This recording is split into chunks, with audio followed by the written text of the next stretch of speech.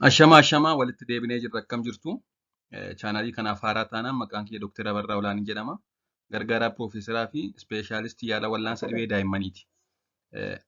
Mata dureen irra ilaallu daa'imman aannan harma haadhaa fi aannan xaasaa yookaan foormulaa keessaa maaf aannan harma haadhaa dhiisanii aannan xaasaa filatu kan jedhudha.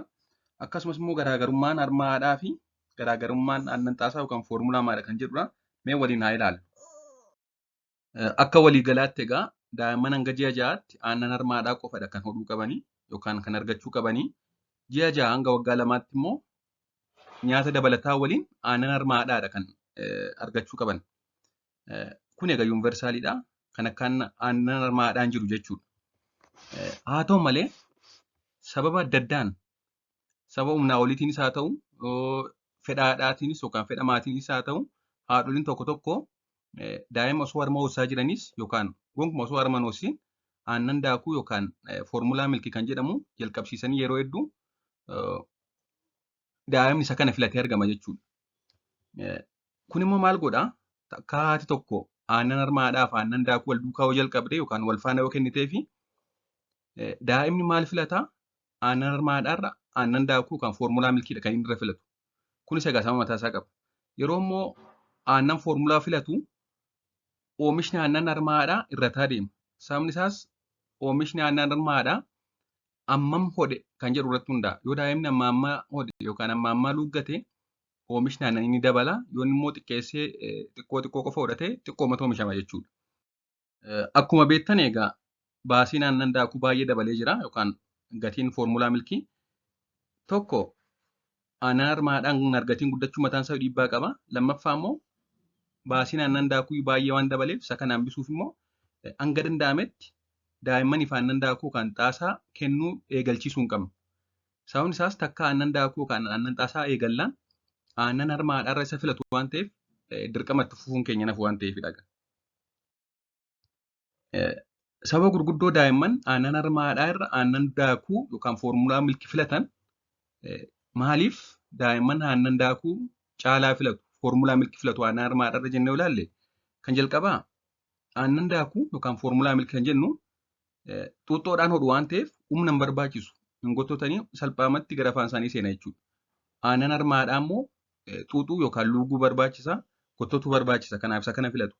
Lammaffaan aannan daakuu sababa warshaatti oomishamuuf akka daa'immanitti mi'aawuuf jedhanii akka isaan jaallataniif jedhanii sukkaara hedduu waan itti makaniif ni mi'aawa jechuudha aannan harma haadhaarra. Sukkaara hedduu waan qabuuf. Akkasumas immoo haati tadiitii sababa qoricha adda addaa fudhattuuf haala nyaata haadhaa irratti hundaa'uudhaan mi'aan aannan harma haadhaa jijjiiramuu danda'a.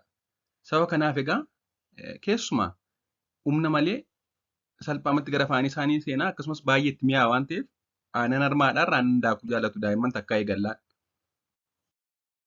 Garaagarummaa aannan harma haadhaa fi aannan daakuu yookaan foormulaa milkii yoo ilaalle aannan daakuu aannan harma haadhaa waliin bifa wal fakkaatuun hanga danda'ametti aannan harma haadhaatti dhiyaatee haa oomishamu iyyuu malee garaagarummaa guddaa qaba. Gonkuma kan aannan harma haadhaa waliin wal dorgomuu fi bakka bu'u miti jechuudha. Sababni isaas qabiyyeen aannan harma haadhaa keessa jiru wal xaxaa fi waan hedduu akkasumas faayidaa hedduu aannan daakuurra caalaa qaba. Wanta aannan daakuu yookaan foormulaa milkii hin qabne aannan harma haadhaa hedduu qaba jechuudha.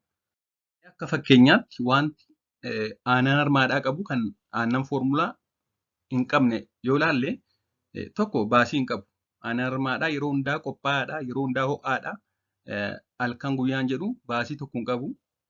Kanaaf kun egaa adda isa godha jechuudha. Halkanis haa ta'u guyyaa sa'a kamittuu ho'aadha, qophaa'aadha, waan hunda qaba.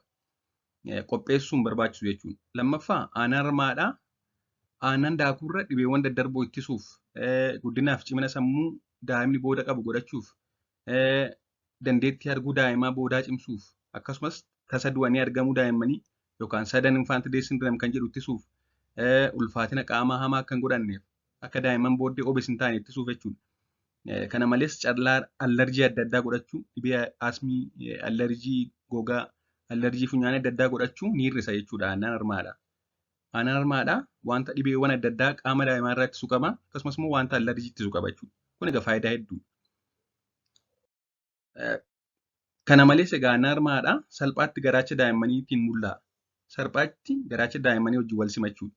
Akkasumas akka ammaa hin bulgaafanne hin qarashaan jechuudha. Akka hirriba tasgabbaayaa qabu rafan taasisa.